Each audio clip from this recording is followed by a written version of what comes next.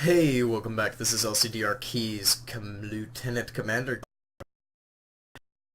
I just recently, a couple days ago, wrapped up the playthrough for the game Outlast, and it was the DLC called Whistleblower. And really all I have to say about that game is in the DLC they really did not pull any punches at all. It was absolutely incredible. In the original game, basically, Murkoff was something that came from the OSS. If you know what the OSS is, if you don't know what the OSS is, I should say, then what? But, anyways, the OSS, Secret Service, they created something called Murkoff, which then morphed into a privately owned organization that worked with ex-Nazi scientists to do experiments on people that had to do with the human psyche and other psychological aspects of the human mind, and what it could take, what it could do, and things like that. Horrible, horrible experiments of that. And in the first game you play through Chris Walker, I think his name is. Yes, Chris Walker. Let me real quick we'll open up a new tab. I'll find out that answer. I'm pretty sure it's Chris Walker. But let's see, Chris Walker Outlast? Yeah? No! Chris Walker is this guy right here. This dude. There's a good picture. Middle finger! Anyways, let's see, main character Outlast. Characters, Outlast wiki. Oh god, let's see. You know what?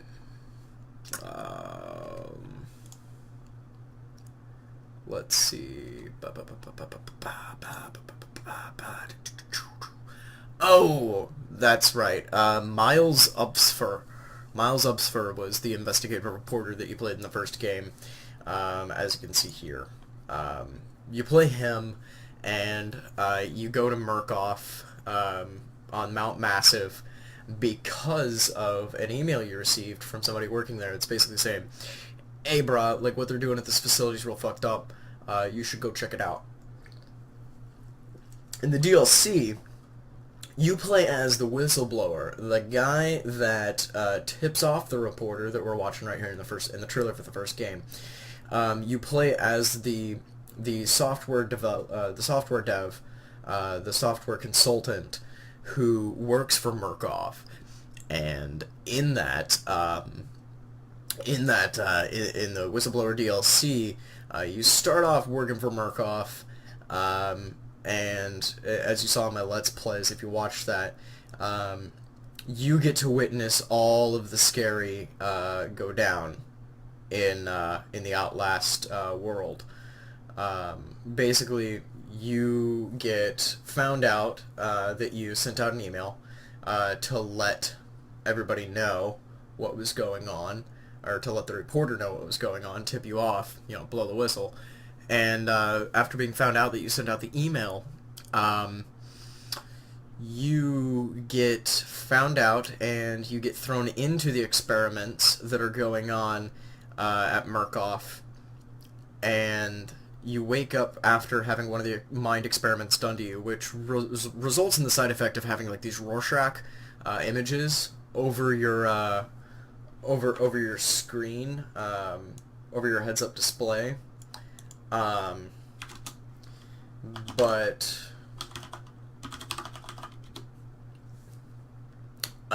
Anyways, throughout the game, you basically, it's the same sort of thing. You need to get out. You're just playing from a different perspective, from the Whistleblower. And from the Whistleblower's perspective, um, you get to see everything go down. You start off like here in the trailer that we're watching right now for the DLC. You start from like one of those rooms, and then you basically make your way through trying to get out and survive. And what was different about this game, spoiler alert, you have 5, 4, 3, 2, 1 second to change the video. Spoiler, you survive all of this. You actually get out, whereas Miles in the first game does not. And anyways, stay there. To get away from basically explaining the story, the game itself, pretty darn interesting game. The first one, I won't even talk about the first one, but I'll go into what you get in the second game. What you get in the second game is essentially a different perspective, and they change a few things in the game that makes it a little more enjoyable, I want to say. And really a lot of that came from the change in perspective. What I really enjoyed myself was getting to play a software developer, because I'm a tech junkie. I work with technology, I work in technology, and I enjoyed getting to play somebody who does that and being thrown into a terrifying situation. And so basically, gameplay-wise, what they changed was, instead of a lot of random-ass enemies to run away from, you got a couple of inmates that you ran from here and there, and you got 3 big baddies. The first one that you ran from was like this saw guy. He carries around a saw and he eats people. That's his whole thing. And then the second person you spent a good lot of time, well, not a good lot of time, actually he just really makes one appearance, is the Chris Walker guy. This gentleman right here, I think that's his name. I'm not caught up on his story because I honestly am very impatient when it comes to reading literature in these games. So anyways, you run from him for a little bit, and then you get to the big baddie of the game that you run from, who is I forget his name, but he basically, his gist is he's a really happy-go-lucky guy who wants to make you his wife. And that was just a great fucked upness part of the game, where they really pushed the envelope, and I want to say it's absolutely the most disturbing situation I've ever been in a game. Having somebody who wants to do these really terrible, messed up things to you. It was beyond anything that the first game did on a story level. And so anyways, overall, graphics did not change, textures, lighting, models, and none of that really changed from the first game. What you're gonna get, what you're gonna see, and gonna have in this DLC that is going for about $10 right now, which is about half the price of the actual game, which is not bad. Outlast being a $20 game is not bad to begin with. I love how they did that pricing, just like Amnesia. $20 flat. It was never more, and it will always be less on Steam. Anyways, what you're going to get is you're going to get the same gameplay, the same mechanics. You got to find batteries. They throw you some curveballs, though. Like, you eventually get outside, and you no longer can use your night vision, and it's actually pretty damn terrifying. There is, because there's mist and fog outside, and you go to pull up your camera and everything's just bright white, because your camera can't get through and punch through the fog. So they throw you a couple curveballs like that. They also did some more with cutscenes. I want to say it was more intuitive. It was more engaging, those cutscenes.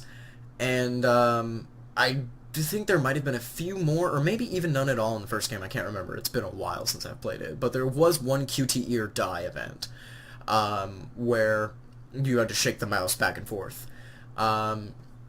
But other than that, you're gonna get the same kind of gameplay. It's the same experience, and it's just as terrifying as the first Outlast game, if not more terrifying. Simply for the fact that they expand on the story and make it a little more personal. Um, and they really, again, they pushed the envelope with what I would even say as a game developer would be acceptable to put in a game. If Red Barrels puts out another horror game, and I pray that they do, because I will play it to the ends of the earth. I don't know where they're gonna go. I don't know what else they could do that would be more messed up, without deserving a rating that is beyond the M rating, because it was the most messed up.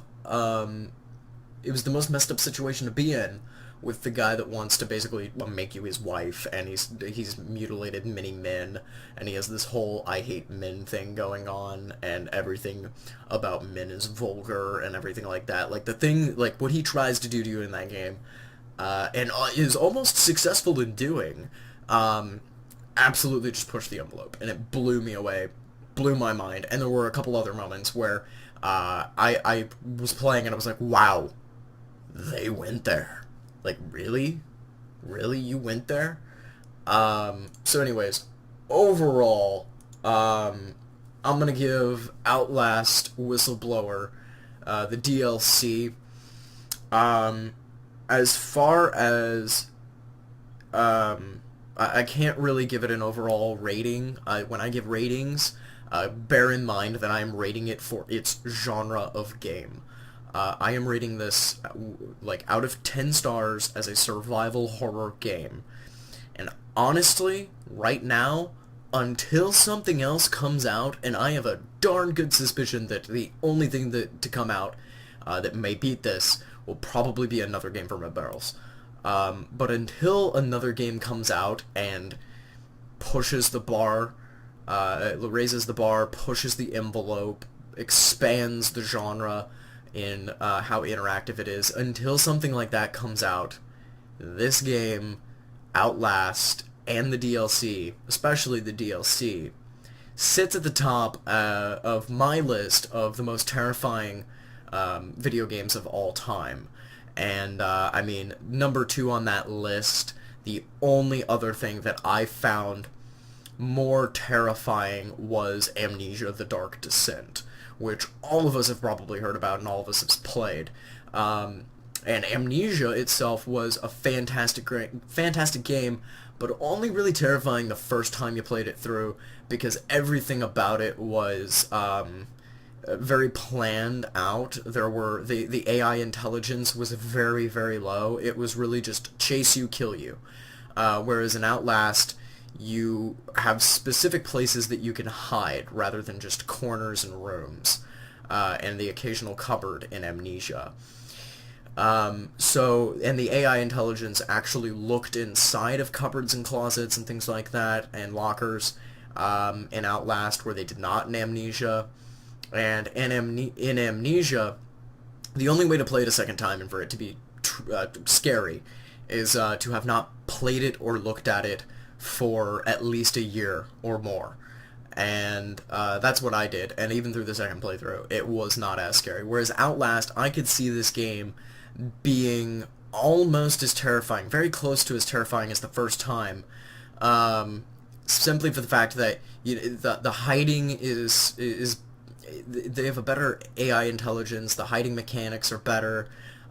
You have to play the game in a really survival sense. You have to be finding batteries, you have to be doing this and that, and then just the game in general, overall, if I were to play it a second time, you have other options, you have other difficulty settings. In fact, the highest difficulty setting, which I believe is Nightmare, is a complete playthrough where if you die, you start at the beginning. There are no saves. It is pure insanity, and I refuse to play it. The enemies are extremely tough. They run faster. They look harder for you. But anyways, in conclusion, I give this right now in the survival horror genre a 10 out of 10 until something else comes out to raise the bar. This game sets and reigns supreme. So, you know what? Until then, this game gets a 10 out of 10 from me. I highly recommend it to anybody who wants heart-pounding fear and just an amazing adrenaline rush. So anyways, Outlast, the DLC Whistleblower, go check it out. Play the game, the actual game first, for sure, as it was meant to be, before you go and check out that DLC, because the DLC has a really cool wraparound story-wise that relates to the first game. And you know what? If you like survival horror games, I don't think you can not like this game. And if you don't, you can eat a dick because you're a liar and an idiot. But that's just me being an ass. Anyways, to wrap it up, this is LCDR Keys, Lieutenant Commander Keys, and this was a review of the Whistleblower DLC and a little bit of talk about survival horror games in general. So until next time, go ahead and put down in the comments for me your favorite survival horror game that is not Outlast, not Amnesia. Tell me why. Maybe I'll look into it if I've never heard of it, and I might give it a playthrough. And also in the comments, I would like to see maybe some discussion about, what could Red Barrels do to make it scarier, to push the envelope on story and just fucked upness. So, anyways, without further delay, I will wrap this up. This is LCDR Keys. Thank you for watching the channel. If you enjoy it, want to see more, give us a sub. Hopefully we've entertained so far. Take care, and I hope you enjoyed Outlast.